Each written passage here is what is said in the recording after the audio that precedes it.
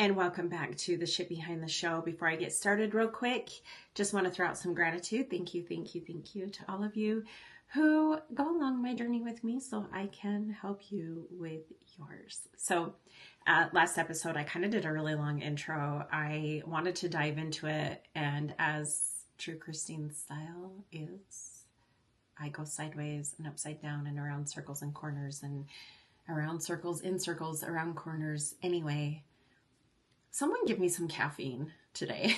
It's a Monday. Okay. So I want to discuss attachment styles. And again, I do research. I'm an expert. I'm not a professional. I do get my information from professionals. I do speak with therapists. I do follow therapists on social media. I do read books and listen to podcasts, and I share the information that I gain from all of that.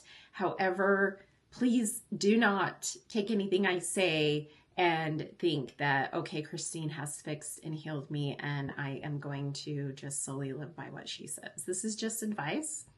Again, this is me discussing my journey so I can help you with yours.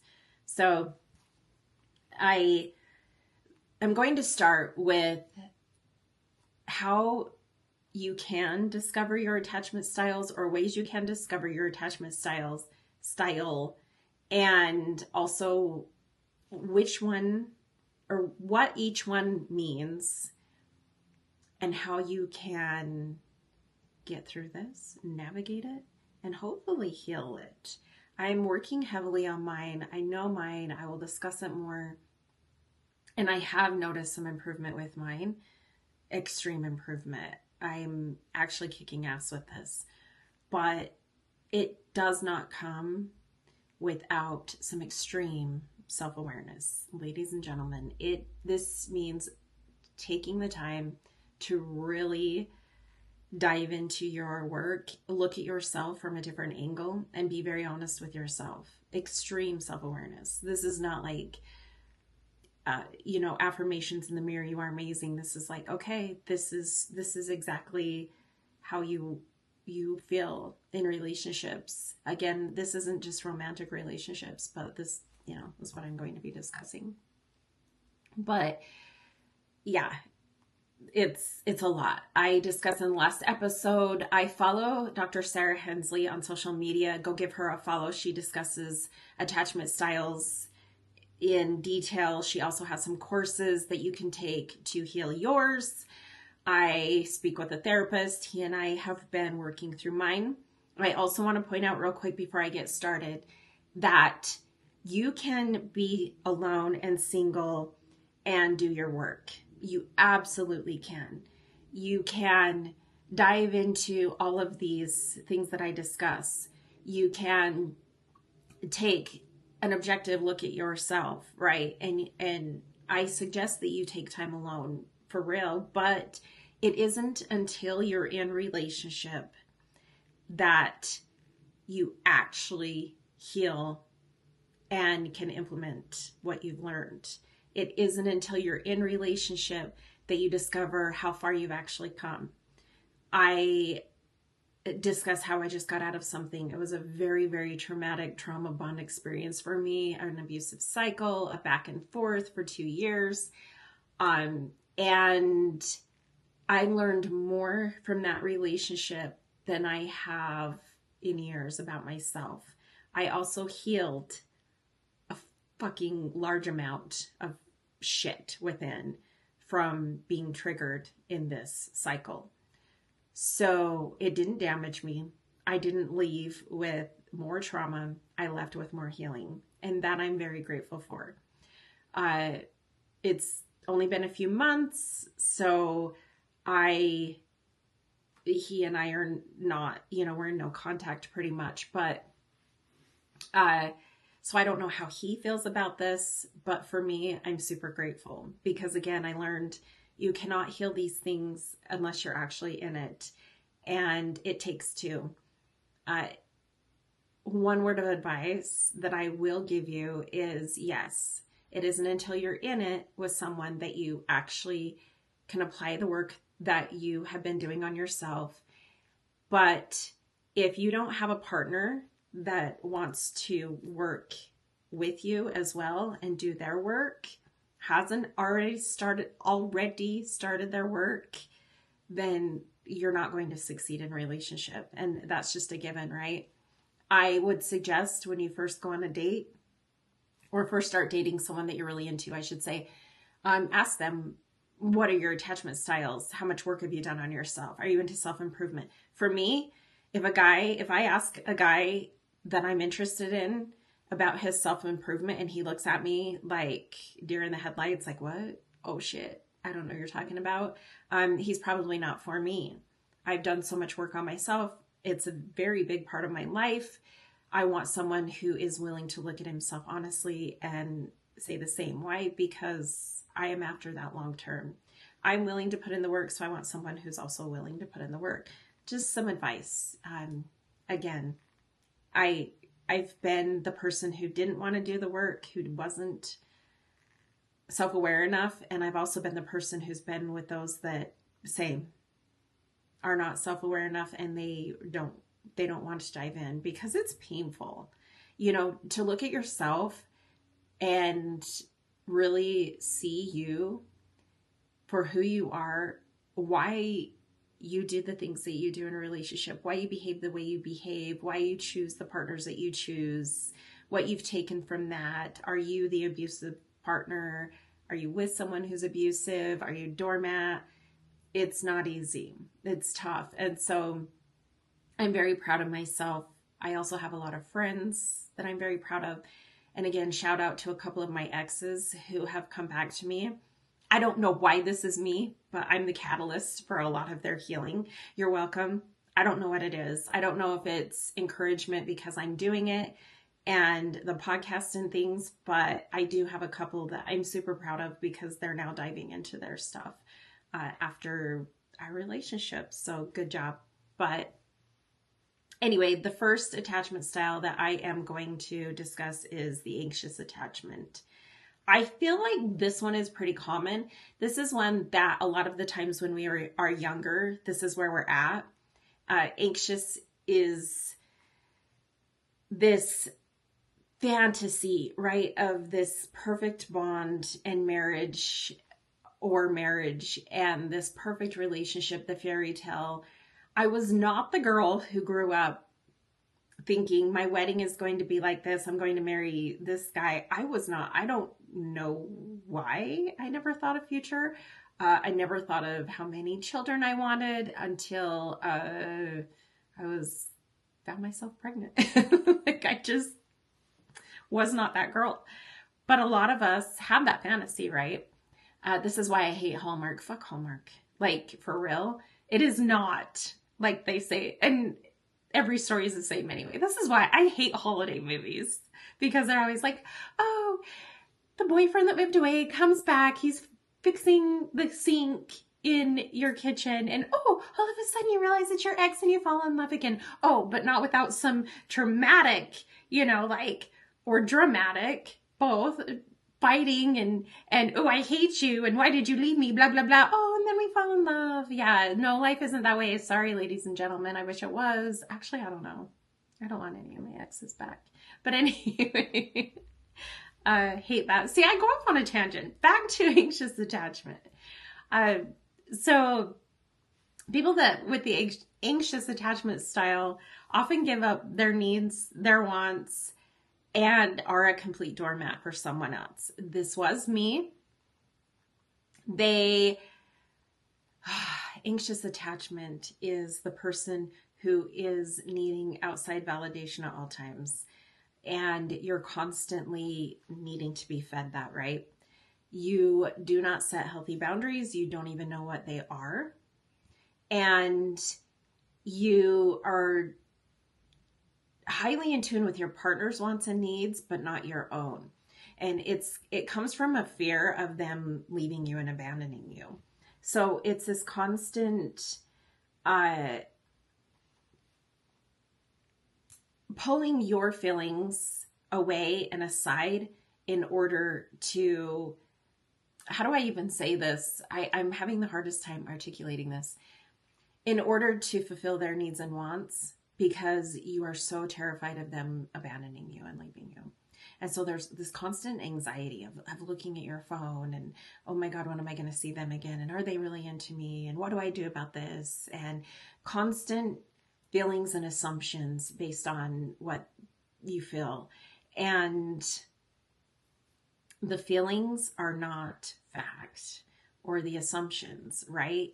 But it's just this, I constantly need to be fed. These are the people that are on dating apps nonstop and have to have that constant validation and reassurance and the conversation, right? I need another date. I remember, I mean, this was years ago for me, but when I was anxiously attached, when I was first divorced, I had no, I should not have been out there dating. No, I should not. I should have taken the time, and I discuss this all the time, and done some work on myself.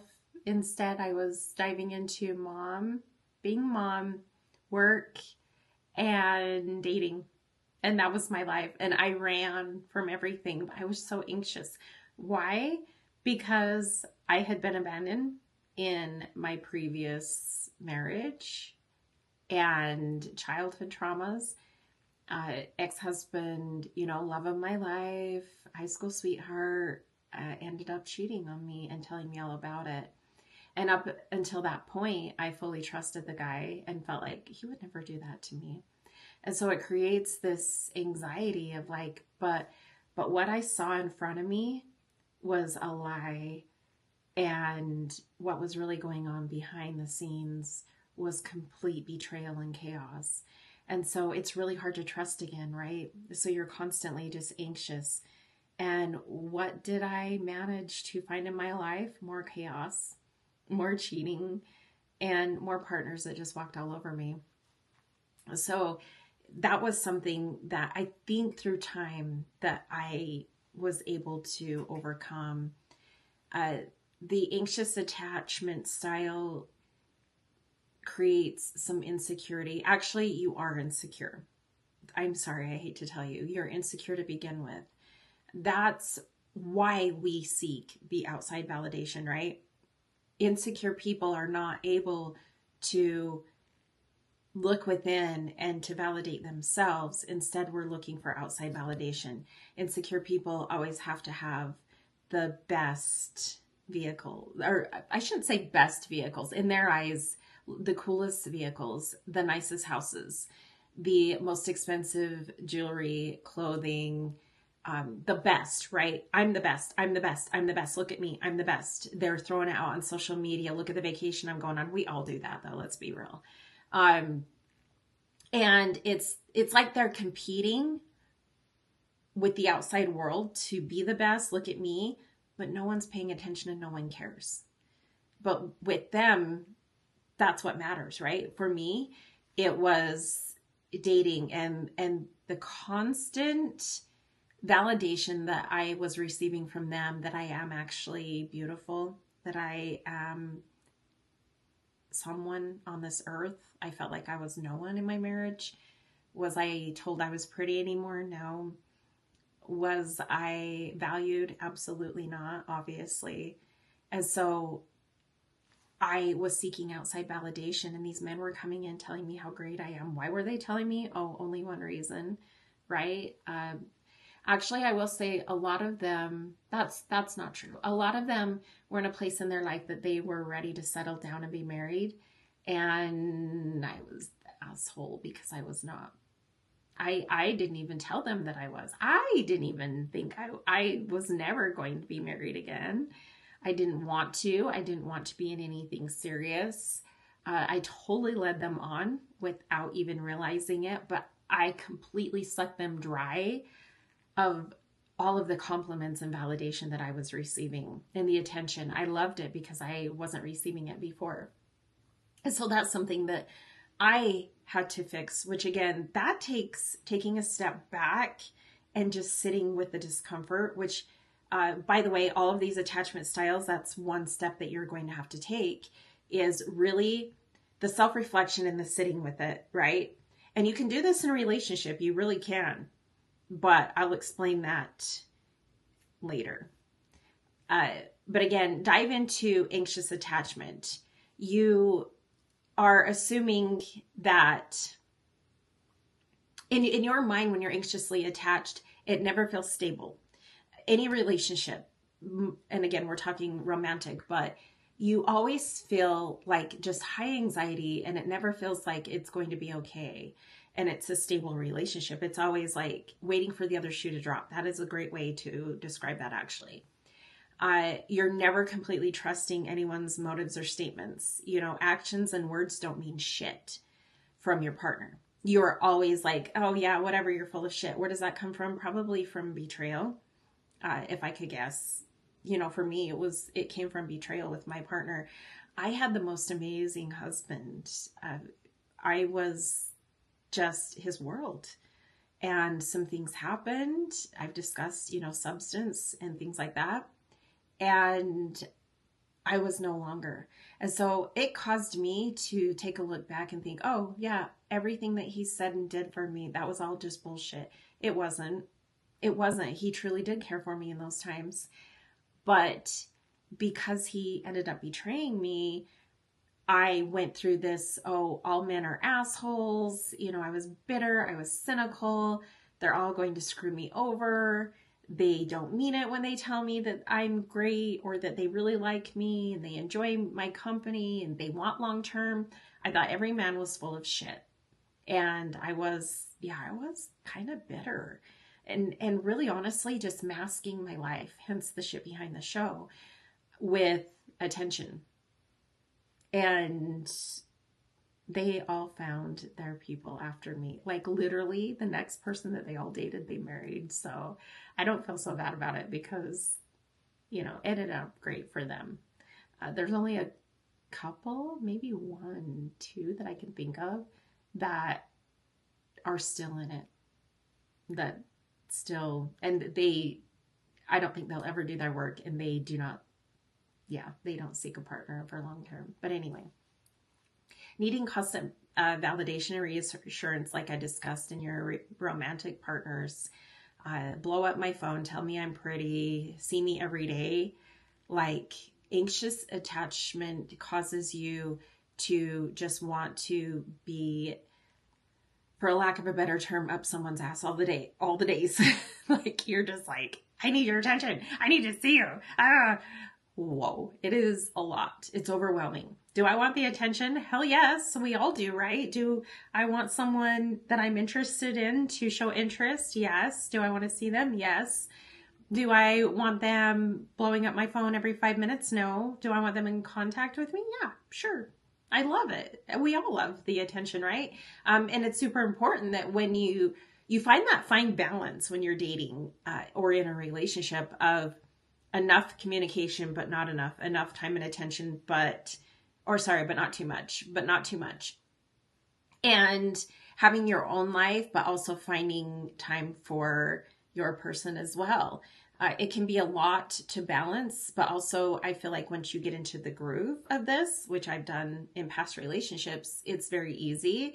It's very calm, and it's actually very peaceful to get into something like that. So if you can do your work and overcome the strong points of the attachment styles and even just be aware that that's how you are and sit with it, you can have an amazing thing. But again, you have to be with someone who's willing to do the work as well. I know a lot of you know this. You have to be willing to look at yourself honestly and say, okay, this is where I'm at.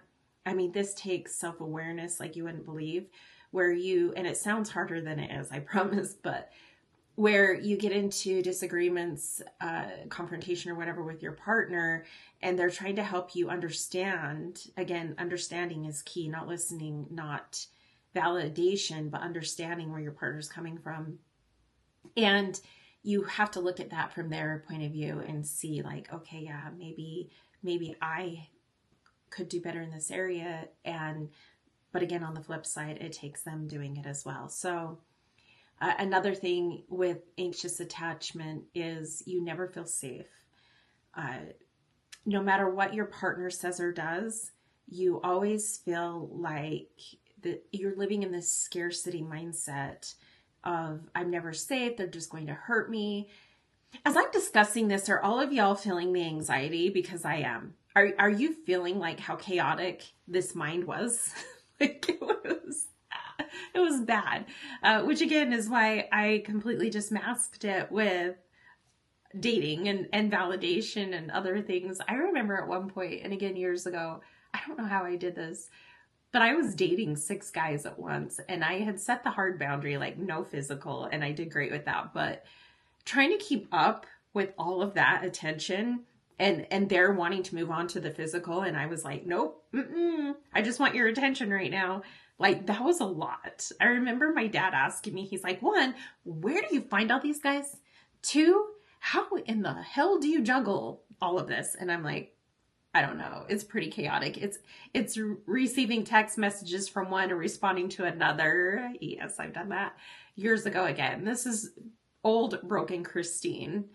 But that was my anxious attachment coming out, and just the chaos and anxiety from that. Oh, I never want to get back into that. But again, that's anxious attachment. So take a minute, dive in. I have noticed, this is not always the case, but I have noticed that a lot of people that have the anxious attachment style, this is just what it is. They have recently been through a lot of trauma, drama, divorce, breakup, whatever, and they're still feeling their feels, right? They're still in it in a sense. And so they're still have that pain. Instead of getting that pain out, which number 1, right? Divorce and breakup, there's the grief cycle. And it is so important to let the emotion come up and express it in whatever way, but get it out of there. Don't suppress, because if you're going to suppress and internalize all the time, I promise you're going to implode on someone, if not just yourself. And years ago, I did an episode on leaving the campsite clean. And what that means is you find them, even if it's a mess and chaotic, you don't add to their chaos and their mess. You either help them clean it up a little, or you at least leave it the way you found it. And that is a rule that I live by. I don't ever want to throw my baggage, my chaos, my trauma onto someone else and leave them in a broken space or worse off than when I found them. Huge rule of mine. And anxious attachers, you can probably cause that. You can probably push people to the point that they are just like, I don't want to date. You are putting too much pressure on me to validate your feelings and to reassure you all the time. It's fucking tiring, guys. It's tiring. I can spot an anxious attacher right away. And it's a hard no for me. With much compassion, hard no. Because again, while we all love the attention and you should be giving the person that you are interested in some attention and showing interest, we're not here to validate your feelings, or should not be. We need to be validating our own. So dive into that. Do more research. Again, I try to keep these 15 to 20 minutes long, but dive into that more and discover, am I the anxious attacher? By the way, we are going to work together this week to bring you all to secure attachment. That's my goal here. So I do want feedback. I do hope that all of you get something from this week. These topics are especially close to my heart because I've done so much work here. So again, listen to the next week so you can discover what your attachment style is and start to do your work. Again, thank you to all of you who listen, subscribe, and give me your feedback. So much gratitude. I love you all. Until next time.